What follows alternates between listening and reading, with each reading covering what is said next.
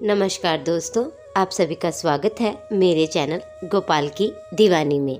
आज हम आपको सुनाने जा रहे हैं सोमवार व्रत की पौराणिक कथा। अमरपुर नगर में एक धनी व्यापारी रहता था। दूर दूर तक उसका व्यापार फैला हुआ था। नगर में उस व्यापारी का सभी लोग मान सम्मान करते थे। इतना सब कुछ होने पर भी वह व्यापारी अंतर्मन से बहुत दुखी था, क्योंकि उस व्यापारी का कोई पुत्र नहीं था। दिन रात उसे एक ही चिंता सताती रहती थी, उसकी मृत्यु के बाद इतने बड़े व्यापार और धन संपत्ति को कौन संभालेगा। पुत्र पाने की इच्छा में वह व्यापारी प्रति सोमवार भगवान शिव की व्रत और पूजा किया करता था। सायंकाल को व्यापारी शिव मंदिर में जाकर भगवान शिव के सामने घी का दीपक जलाया करता था। उस व्यापारी की भक्ति देखकर एक दिन पार्वती ने भगवान विष्णु से कहा, हे प्राणनाथ, यह व्यापारी आपका सच्चा भगत है।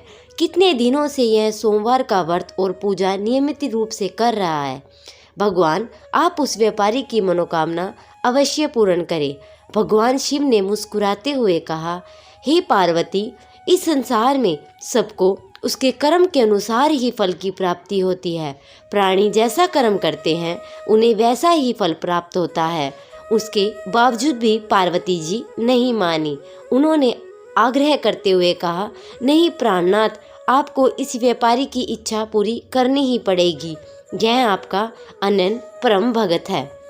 प्रति सोमवार उसका आपका विधिवत व्रत रखता है और पूजा अर्चना के बाद आपको भोग लगाकर एक समय का भोजन ग्रहण करता है। आपको इसे पुत्र की प्राप्ति का वरदान देना ही होगा। पार्वती का इतना आग्रह देखकर भगवान शिव ने कहा, तुम्हारे आग्रह पर मैं इस व्यापारी को पुत्र प्राप्ति का वरदान देता हूँ, लेकिन इसका पुत्र 16 वर्ष से अधिक जीवित नहीं रहेगा। उसी रात भगवान शिव ने स्वप्न में आकर उस व्यापारी को दर्शन देकर पुत्र प्राप्ति का वरदान दिया और उसके पुत्र को 16 वर्ष तक जीवित रहने की बात भी बताई। भगवान के व्यापार वरदान से व्यापारी को खुशी तो हुई, लेकिन पुत्र की अल्प आयु की चिंता ने उसकी खुशी को नष्ट कर दिया। व्यापारी पहले की तरह सोमवार का विधिवत व्रत करता रहा। कुछ महीने पश्चात उसके घर अति सुंदर पुत्र पैदा हुआ। पुत्र जन्म के व्यापारी के घर में खुशियां भर गई। बड़ी धूमधाम से पुत्र जन्म समारोह मनाया गया। व्यापारी को पुत्र जन्म की अधिक खुशी नहीं हुई, क्योंकि उसके पुत्र की अल्प आयु के रहस्य के बारे में उसको पता था। यह रहस्य घर में किसी को नहीं मालूम था। विद्वान ब्राह्मणों ने उसका पुत्र का नाम अमर रखा। जब अमर 12 वर्ष का हुआ तो शिक्षा के लिए उसे वाराणसी भेजने का निश्चय किया गया। व्यापारी ने अमर के मामा दीपचंद को बुलाया और कहा, अमर को शिक्षा प्राप्त करने के लिए वाराणसी छोड़ आओ। अमर अपने मामा के साथ शिक्षा प्राप्त करने के लिए चल दिया। रास्ते में जहाँ भी अमर और दीपचंद रात्रि में विश्राम के लिए ठहरते, वहीं यज्ञ करते और ब्राह्मणों को भोजन कराते थे। लंबी यात्रा के बाद अमर और दीपचंद एक नगरी में पहुँचे। उस नगर के राजा की कन्या के विवाह की खुशी पूरे नगर में उस नगर को सजाया गया था। निश्चित समय पर बारात आ गई, लेकिन वर का पिता अपने बेटे की एक आँख से काने होने के कारण बहुत चिंतित था। उसे इस बात का भय सता रहा था। राजा को इस बात का पता चलने पर कहीं वह विवाह करने से इनकार न कर दे, इससे उसकी बदनामी होगी। वर के पिता ने अमर को देखा और उसके मस्तिष्क में एक विचार आया। उसने सोचा, क्यों ना इस लड़के को दूल्हा बनाकर राजकुमारी से विवाह करा दूं। विवाह के बाद इसको धन देकर विदा कर दूंगा और राजकुमारी को अपने नगर में ले आऊंगा। वर के पिता ने इसी संबंध से अमर और दीपचंद के बात की। दीपचंद ने धन मिलने के लालच में वर के पिता की बात स्वीकार ली। अमर को दूल्हे वस्त्र पहनाकर राजकुमारी चंद्रिका से उसका विवाह करा दिया गया। राजा ने बहुत सा धन देकर राजकुमारी को विदा किया। जब अमर घर लौट रहा था तो सच नहीं छिपा सका। उसने राजकुमारी की ओढ़नी पर लिख दिया, राजकुमारी चंद्रिका, तुम्हारा विवाह तो मेरे साथ हुआ, मैं तो वाराणसी में शिक्षा प्राप्त करने जा रहा हूँ। जब तुम जिस नवयुवक की पत्नी बनना पड़ेगा वह कान्हा है। जब राजकुमारी ने अपनी ओढ़नी पर लिखा हुआ पढ़ा तो कान्हे लड़के के साथ उसने जाने से इनकार कर दिया। राजा ने सब बातें जानकर राजकुमारी को महल में रख दिया। उधर अमर अपने मामा दीपचंद के साथ वाराणसी पहुंच गया। अमर ने गुरुकुल में पढ़ना प्रारंभ कर दिया। जब अमर की आयु 16 वर्ष की हुई तो उसने एक यज्ञ किया। यज्ञ की समाप्ति पर ब्राह्मणों को भोजन करवाया और सबको खूब अन्न वस्त्र दान किए। रात को अमर अपने शयन कक्ष में सो गया। शिव के वरदान के अनुसार शयन व्यवस्था में ही अमर के प्राण पखेरु उड़ गए। सूर्योदय पर मामा अमर को मृत देखकर रोने पिटने लगा। आसपास के लोग भी एकत्रित होकर दुख प्रकट करने लगे। मामा के रोने और विलाप करने पर स्वर समीप से गुजरते हुए भगवान और शिव पार्वती ने भी सुने। पार्वती ने कहा, भगवान प्राणनाथ, आपके इसके रोने के स्वर सहन नहीं हो रहे हैं, आप इस व्यक्ति के कष्ट को दूर करें।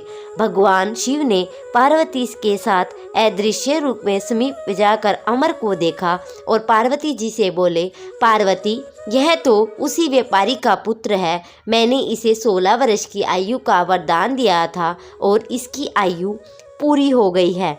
पार्वती जी ने फिर भगवान शिव से निवेदन किया, हे प्राणनाथ, आप इस लड़के को जीवित करें, नहीं तो इसके माता पिता पुत्र की मृत्यु के कारण रो रो कर अपने प्राणों का त्याग कर देंगे। इस लड़के का पिता तो आपका परम भगत है, वर्षों से सोमवार का व्रत करते हुए आपका भोग लगा रहा है। पार्वती के आग्रह करने पर भगवान शिव ने उस लड़के को जीवित होने का वरदान दिया। कुछ ही पल में वह जीवित होकर बैठ गया। शिक्षा समाप्त करके अमर मामा के साथ नगर की ओर चल दिया। दोनों चलते हुए उसी नगर में पहुंचे जहां अमर का विवाह हुआ था। जब उस नगर में अमर ने यज्ञ का आयोजन किया तो समीप से गुजरते हुए नगर के राजा ने यज्ञ का आयोजन देखा। राजा ने अमर को तुरंत पहचान लिया। यज्ञ समाप्त होने पर राजा अमर को उसके मामा को और महल में ले गया। कुछ दिन उन्हें महल में रखकर बहुत सा धन वस्त्र देकर राजकुमारी को उनके साथ विदा किया। रास्ते में सुरक्षा के सैनिकों को राजा साथ में भेजा। दीपचंद के नगर में पहुंचते ही एक दूत को घर भेजकर अपने आगमन की सूचना भेजी। अपने बेटे अमर को जीवित वापस लौटने की सूचना में व्यापारी बहुत प्रसन्न हुआ। व्यापारी ने अपनी पत्नी के साथ समय को एक कमरे में बंद कर रखा था। भूखे प्यासे रहकर व्यापारी और उसकी पत्नी अपने बेटे की प्रतीक्षा कर रहे थे। उन्होंने प्रतिज्ञा कर रखी थी, यदि उनके बेटे की मृत्यु का समाचार मिला तो दोनों अपने प्राण त्याग देंगे। व्यापारी और उसकी पत्नी मित्रों के साथ नगर के द्वार पर पहुंचे तो बेटे के विवाह का समाचार सुनकर पुत्रवधू राजकुमारी चंद्रिका देखकर उसकी खुशी का ठिकाना नहीं रहा। उसी रात भगवान शिव ने व्यापारी के स्वप्न में आकर कहा, हे श्रेष्ठी, मैंने तेरे सोमवार के व्रत करने और व्रत कथा सुनने से प्रसन्न होकर तेरे पुत्र को लंबी आयु प्रदान की है। व्यापारी बहुत प्रसन्न हुआ। सोमवार का व्रत करने से उसके घर में खुशियां लौट आई। शास्त्रों में लिखा है, जो स्त्री और पुरुष सोमवार का विधिवत व्रत करते हैं, कथा सुनते हैं, उनकी सभी इच्छाएं पूरी होती है। हे शिव भगवान, जैसे आपने इस व्यापारी की इच्छा को, मनोकामना को पूरा किया है, वैसे ही इस कथा को सुनते हुए और ओंकार बढ़ते हुए प्राणी के सभी कष्टों का निवारण करें। दोस्तों, अगर आपको मेरी ये वीडियो अच्छी लगी हो तो चैनल को सब्सक्राइब करें, लाइक करें और कमेंट में ओम नमः शिवाय अवश्य लिखें।